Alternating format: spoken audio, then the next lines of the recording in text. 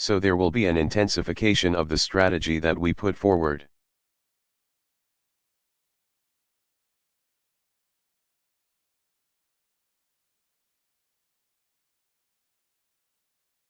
But the strategy that we are putting forward is the strategy that ultimately is going to work.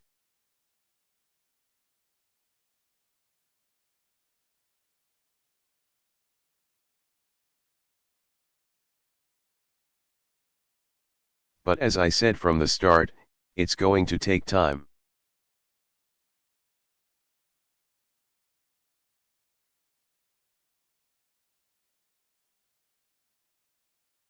And what's been interesting is, in the aftermath of Paris, as I listen to those who suggest something else needs to be done.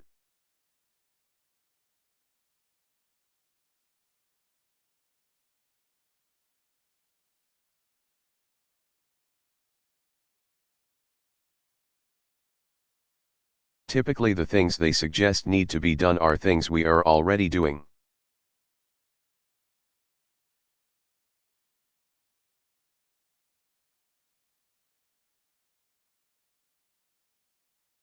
The one exception is that there have been a few who suggested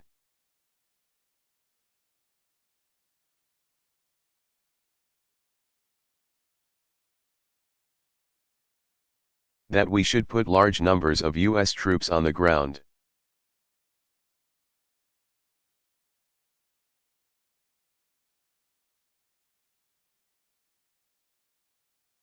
And keep in mind that we have the finest military in the world and we have the finest military minds in the world.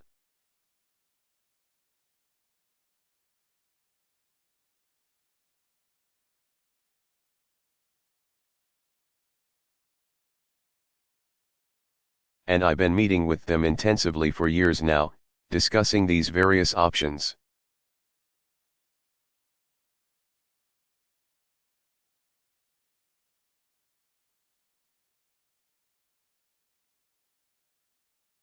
And it is not just my view but the view of my closest military and civilian advisors that that would be a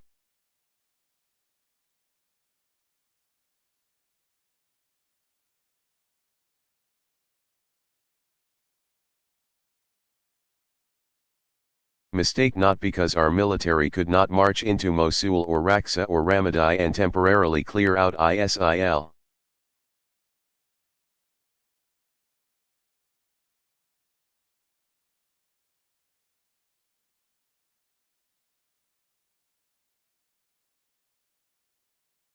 But because we would see a repetition of what we've seen before, which is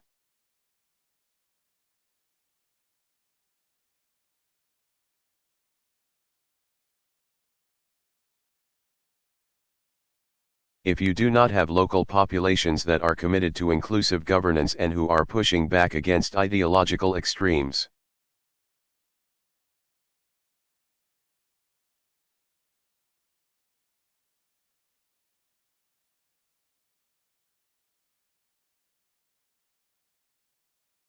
that they resurface unless we're prepared to have a permanent occupation of these countries.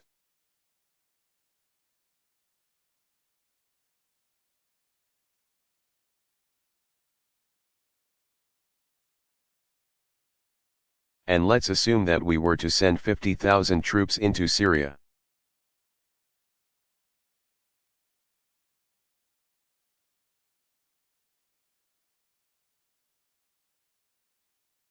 What happens when there's a terrorist attack generated from Yemen?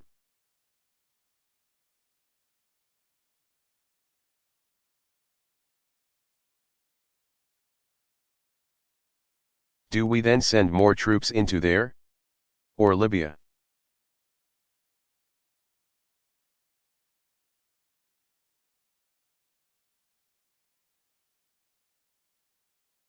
Perhaps.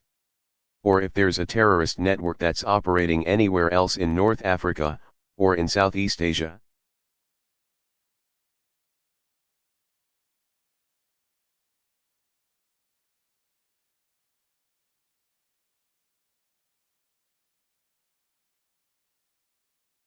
So a strategy has to be one that can be sustained.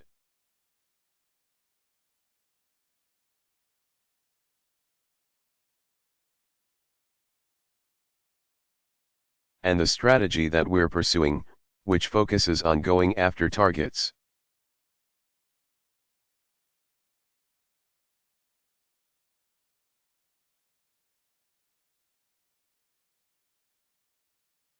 Limiting wherever possible the capabilities of ISIL on the ground, systematically going after their leadership.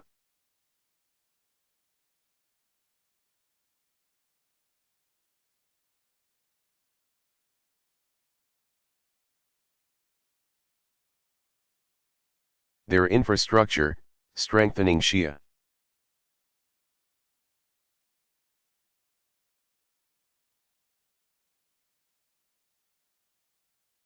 Or strengthening Syrian and Iraqi forces and Kurdish forces that are prepared to fight them.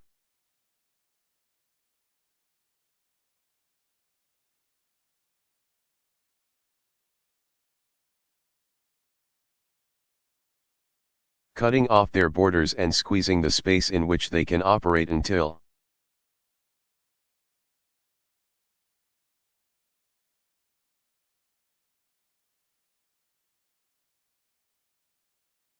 ultimately we're able to defeat them. That's the strategy we're going to have to pursue.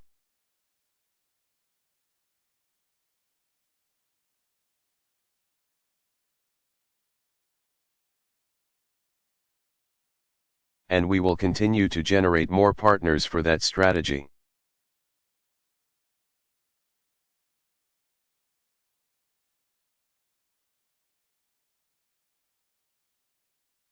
And there are going to be some things that we try that don't work.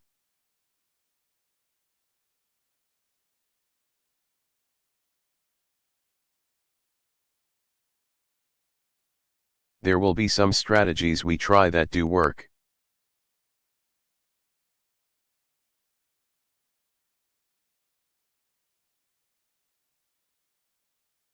And when we find strategies that work, we will double down on those.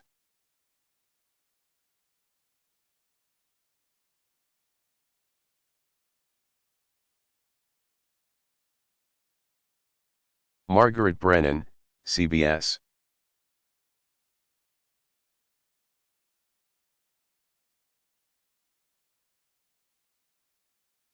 Question, thank you, Mr.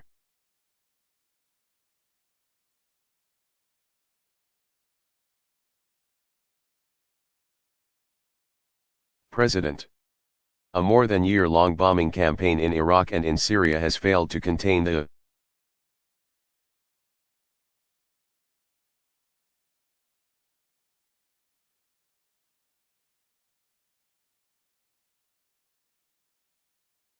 ambition and the ability of ISIS to launch attacks in the West. Have you underestimated their abilities?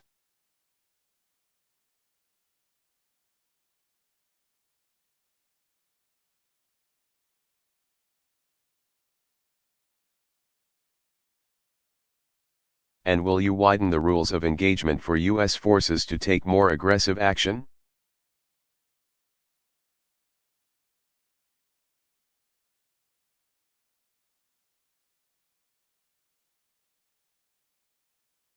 President Obama, no, we haven't underestimated our abilities.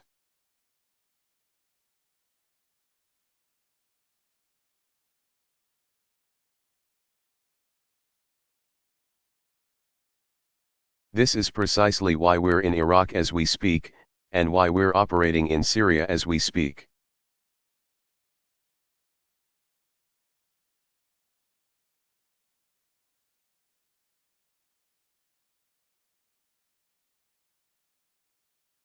And it's precisely why we have mobilized 65 countries to go after ISIL.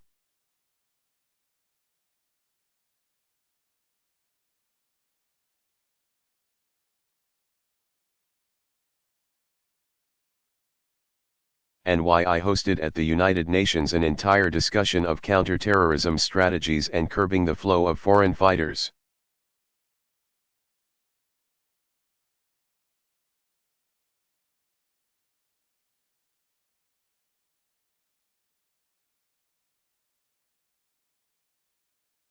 And why we've been putting pressure on those countries that have not been as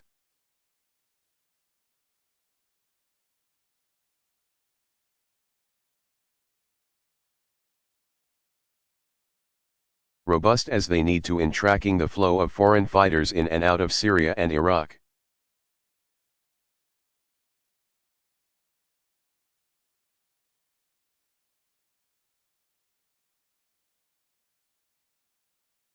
And so there has been an acute awareness on the part of my administration from the start that it is possible.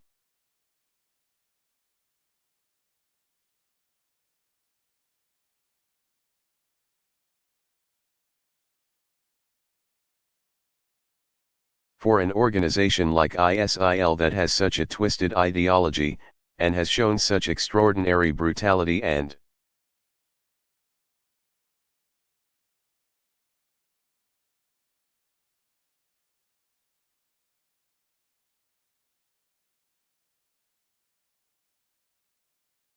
complete disregard for innocent lives, that they would have the capabilities to potentially strike in the West.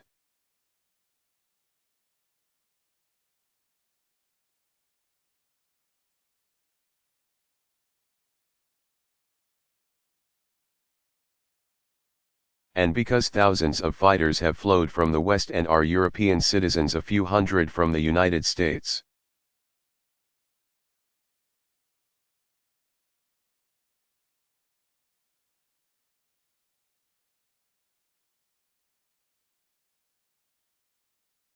But far more from Europe, that when those foreign fighters returned, it posed a significant danger.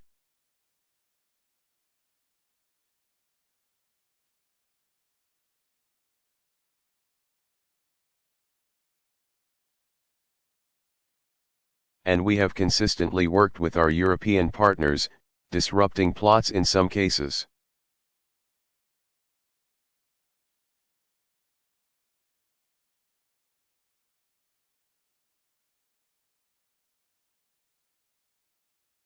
Sadly, this one was not disrupted in time.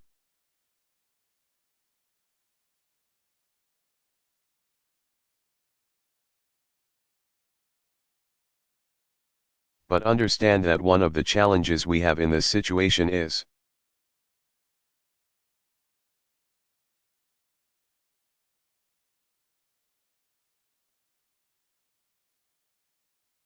that if you have a handful of people who don't mind dying, they can kill a lot of people.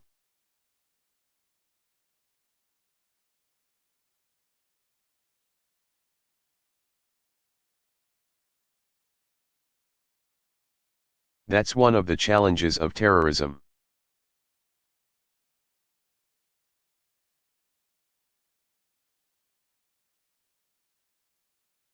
It's not their sophistication or the particular weapon that they possess.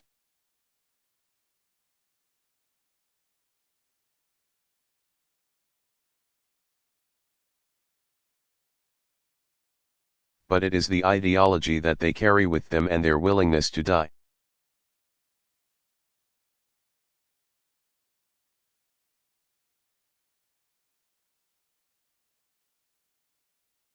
And in those circumstances, tracking each individual, making sure that we are disrupting and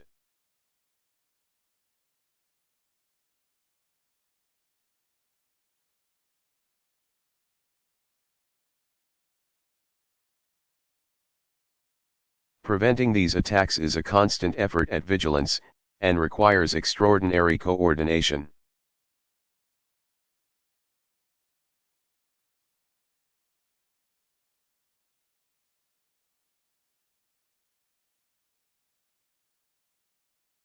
Now, part of the reason that it is important what we do in Iraq and Syria is that the narrative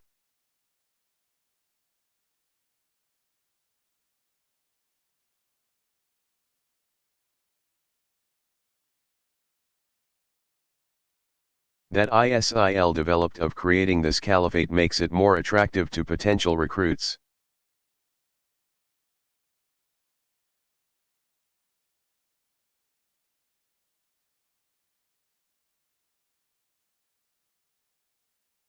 So when I said that we are containing their spread in Iraq and Syria,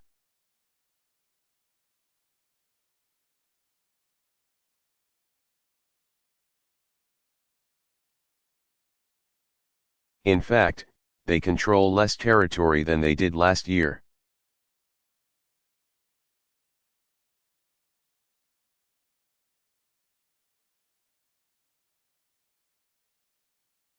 And the more we shrink that territory, the less they can pretend that they are somehow a functioning state.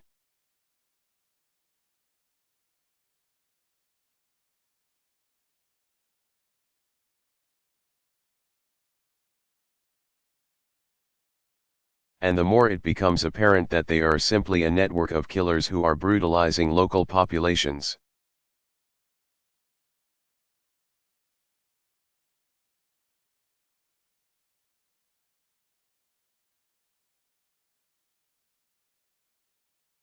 That allows us to reduce the flow of foreign fighters, which then, over time,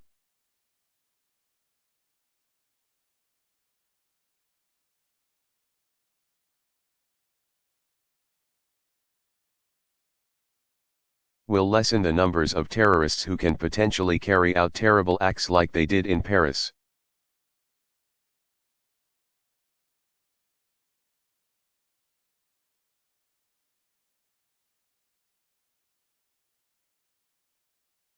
And that's what we did with Al-Qaeda.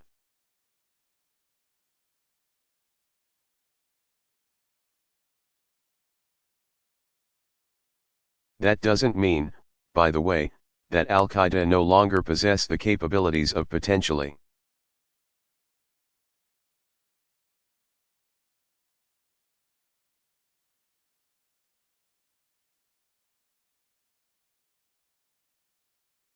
striking the West.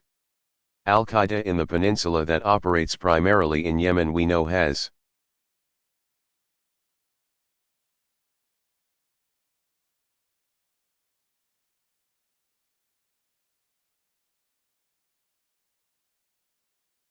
consistently tried to target the West. And we are consistently working to disrupt those acts.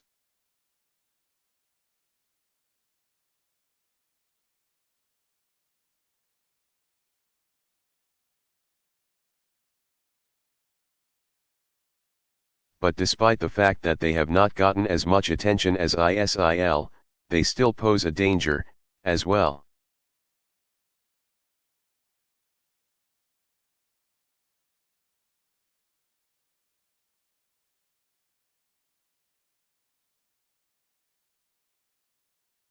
And so our goals here consistently have to be aggressive.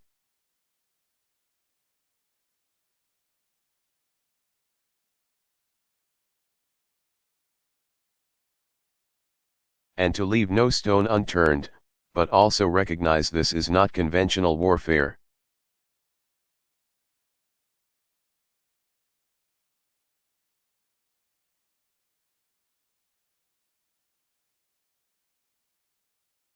We play into the ISIL narrative when we act as if they're a state.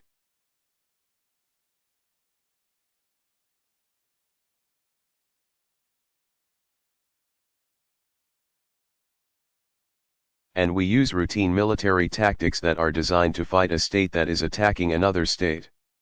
That's not what's going on here.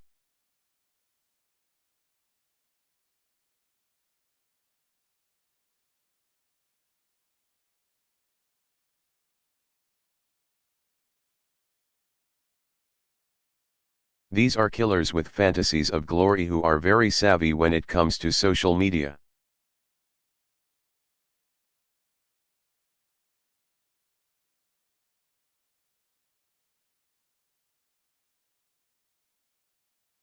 And are able to infiltrate the minds of not just Iraqis or Syrians, but disaffected individuals around the world.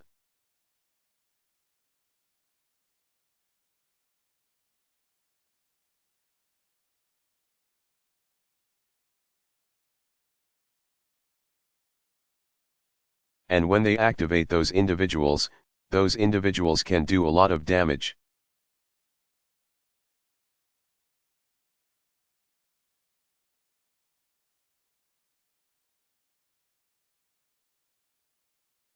And so we have to take the approach of being rigorous on our counter-terrorism efforts.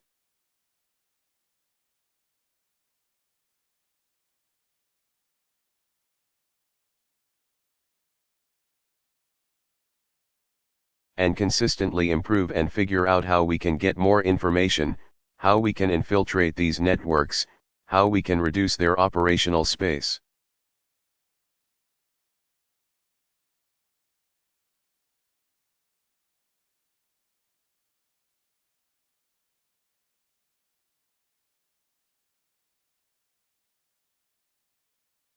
Even as we also try to shrink the amount of territory they control to defeat their narrative.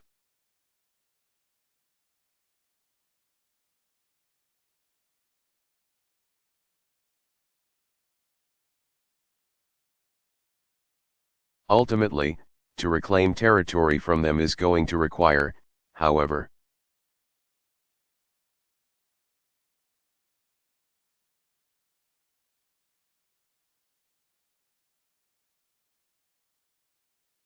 an ending of the Syrian civil war, which is why the diplomatic efforts are so important.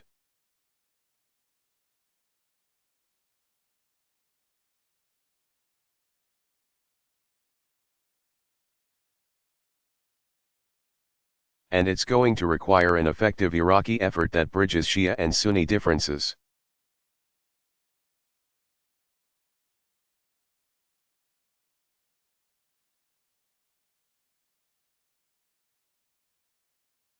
Which is why our diplomatic efforts inside of Iraq are so important, as well.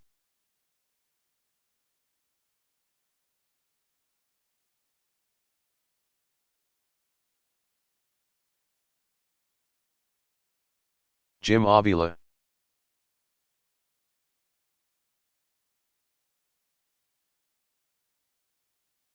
Question, thank you, Mr.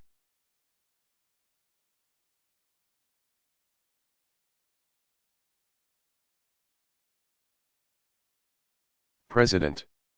In the days and weeks before the Paris attacks.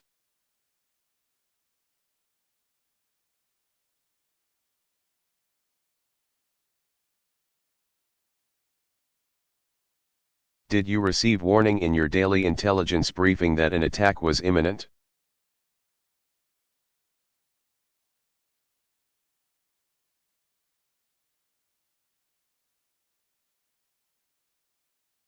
If not, does that not call into question the current assessment that there is no immediate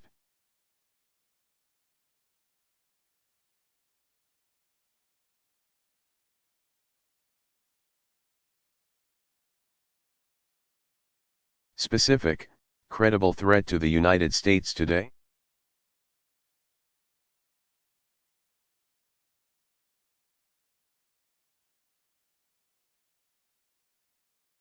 And secondly, if I could ask you to address your critics who say that your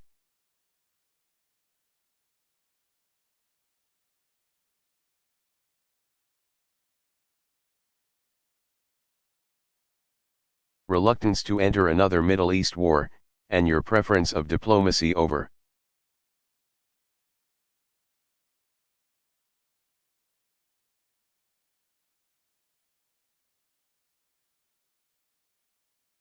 using the military makes the United States weaker and emboldens our enemies.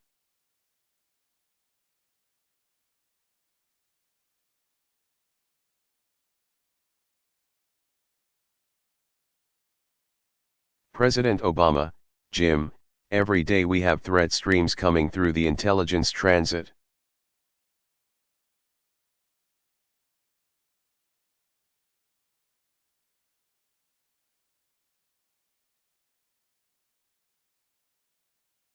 And as I said, every several weeks we sit down with all my national security.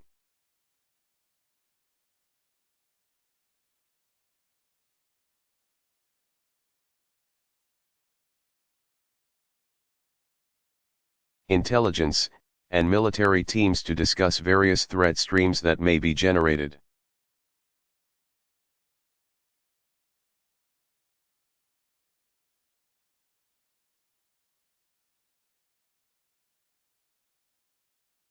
And the concerns about potential ISIL attacks in the West have been there for over a year now.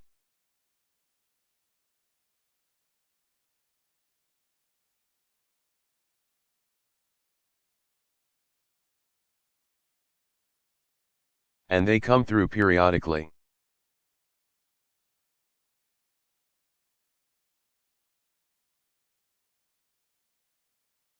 there were no specific mentions of this particular attack that would give us a sense of something.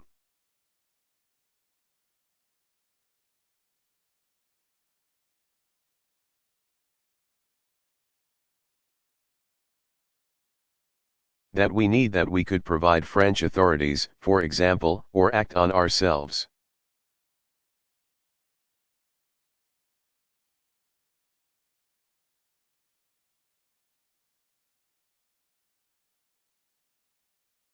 But typically the way the intelligence works is there will be a threat stream that is from one source.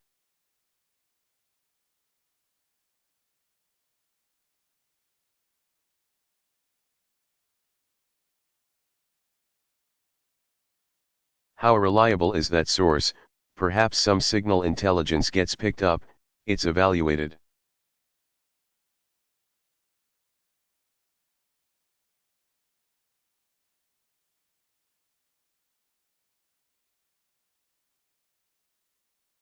Some of it is extraordinarily vague and unspecific, and there's no clear timetable.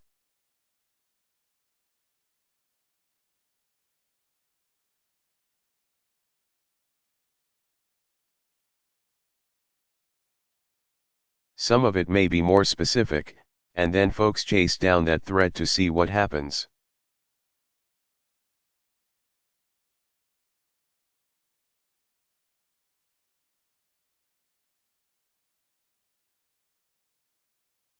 I am not aware of anything that was specific in the sense that would have given a premonition about.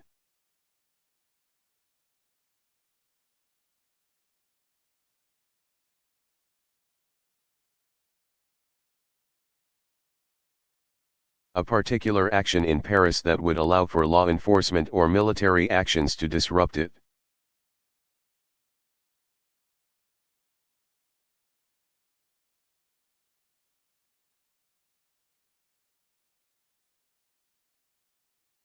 With respect to the broader issue of my critics, to some degree I answered the question earlier.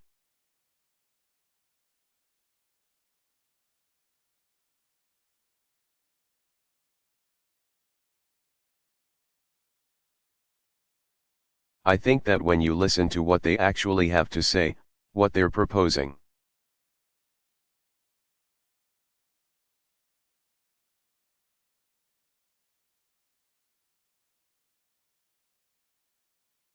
most of the time, when pressed, they describe things that we're already doing.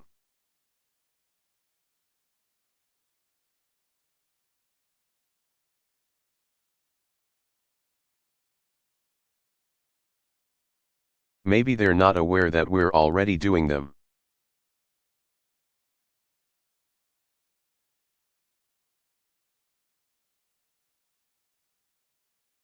Some of them seem to think that if I were just more bellicose in expressing what we're doing,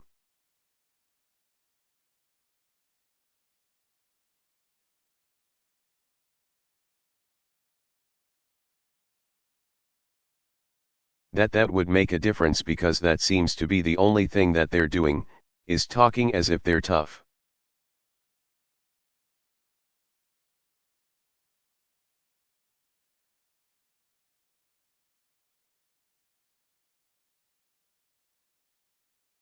But I haven't seen particular strategies that they would suggest that would make a real difference.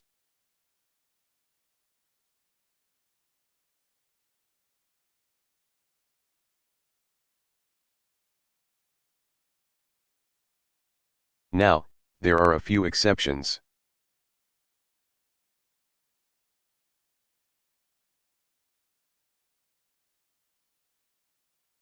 And as I said, the primary exception is those who would deploy U.S.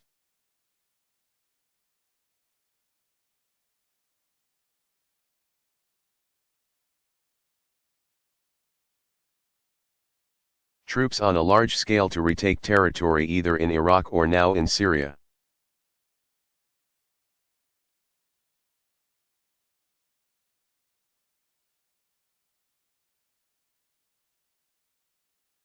And at least they have the honesty to go ahead and say that's what they would do.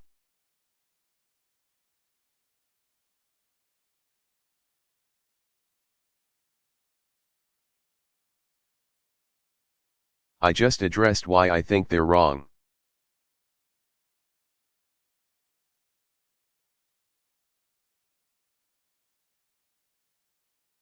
There have been some who are well-meaning, and I don't doubt their sincerity when it comes to the issue of